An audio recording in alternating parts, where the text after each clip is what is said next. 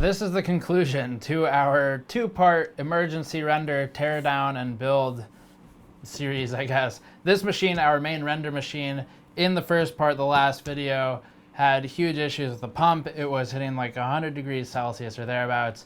And we had to fix it because with the machine down, there's obviously no video work that can be done.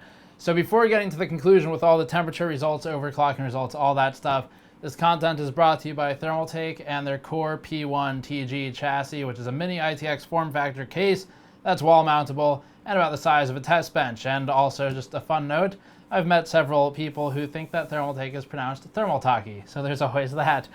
Getting back to the system, this one was a complete rebuild. So the core parts are the same, but it was put into a new case, and we overclocked the CPU, overclocked the GPU, and liquid cooled everything far better than it was originally. Originally, I think it was a 550 LC generic Asetek 120mm liquid cooler on the CPU, and it had a really, quite honestly, terrible case fan attached to it that was some old Antec fan that I bought years and years ago.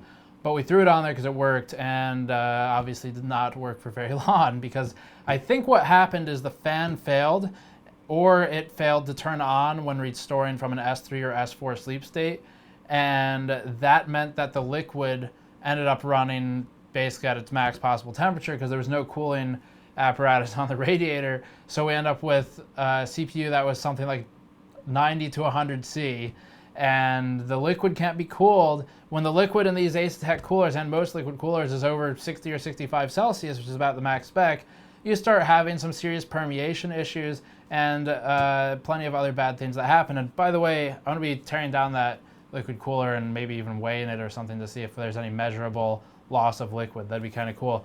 But so that was the problem. We rebuilt it in the Silverstone PMO1 case. It is a case that was on the review queue forever, and it's not going to be reviewed in the same way now. It might be reviewed in a different way, but we've adopted it for the bench. A few things were pretty annoying about it to work with. You can see the video for that, but overall, it's a good case for this build. 3 fans in the front. If you're hearing any background noise more than normally, it's because this is on. It's a bit loud, but it's quieter than the other systems in the room, so it doesn't really matter that much. And then in terms of cooling, the side now says 980 Ti hybrid. It's still a Titan X Maxwell card, but we've adopted the EVGA liquid cooling kit for the 980 Ti hybrid, put it on here, and that's improved substantially. Memory is the same, CPU is the same, but overclocked and now cooled with a Thermaltake Water 3.0 cooler, which is another one that I've had forever. So we finally got to use that. Got rid of their fans because I didn't like them, and put on some Enermax fans. So these are Enermax dust-free fans, or DF fans, which in theory are supposed to spin right when you turn it on or off and push dust out of the radiator, but we'll see. That wasn't the main reason I chose them. I just chose them because they're better. But that would be cool if it works properly, because it would be nice to have less dust, which was an issue with our last build. Overall, we probably have a negative pressure setup, maybe just barely. I try to avoid that, but it is what it is. The 3 front fans are pushing at their max RPM. The bottom fan is cooling the hard drives, which do get quite warm because it's a RAID setup and there's 3 of them stacked on top of each other. The top 2 come in, and that air is getting split between the top radiator and the back. And because I was concerned about the back radiator not getting enough cool air from the intake, I slowed down the RPM on the top fans, so they're running a bit slower, and that allows more air to be shared between both radiators. So for results, overclocking, first of all, with the CPU, I was able to hit I think about a 4.5 to 4.6-ish gigahertz overclock. I think we went 45 on the multiplier, 1.3 volts on vCore, I'm pretty sure, maybe 1.35 max. I think about 1.3 volts, and then 45 for the multiplier, and then the base clock was overclocked very marginally, 101 or 102. So we end up just between 45 and 46 for effective multiplier. Means we're about 4.5 gigahertz. And that's from a 4 gigahertz base. And then for the GPU, I was able to successfully get it 110% power. So extra power, we overclocked about 200 megahertz offset. That landed us at 1452.3 megahertz. And this is Boost 2.0, so it doesn't fluctuate. It's just a hard 1452 megahertz for the clock, 1951.7 on the memory, that's a 450 offset, and GPU temperature stays below 51 Celsius with ambient at 25C. And that's with a 1.187 voltage on the GPU and with a 35% VRM fan speed, which was really just my choice because there's no cooling for the VRM otherwise. So not bad overall. That's pretty good overclock. 1452 megahertz is certainly, I mean, it seemed great for any reference card overclocking. In terms of performance impact, not huge. So depending on what you're looking at for Premiere, Adobe Premiere with the media encoder that they ship with the product using the Mercury GPU accelerator and playback engine, we end up with about a 4 to 5% gain. So 4-ish, 4.5%, and that was demonstrated when we had one video. The old render time before the teardown was about 26 minutes, and this was before the pump failed, by the way, and the new time was about 25 and a half. So it's about 4 to 5%. Not massive. We can't do a ton with that extra time. But on the Blender side for rendering animations, that was a lot bigger of a deal. CPU rendering time with Blender using an image that Andrew made for our testing, which has some interesting caveats with fur rendering. But the CPU render time is about 14% faster. It's actually worthwhile. We go from an old time of about 43.5 minutes to a new time of about 37.5 minutes.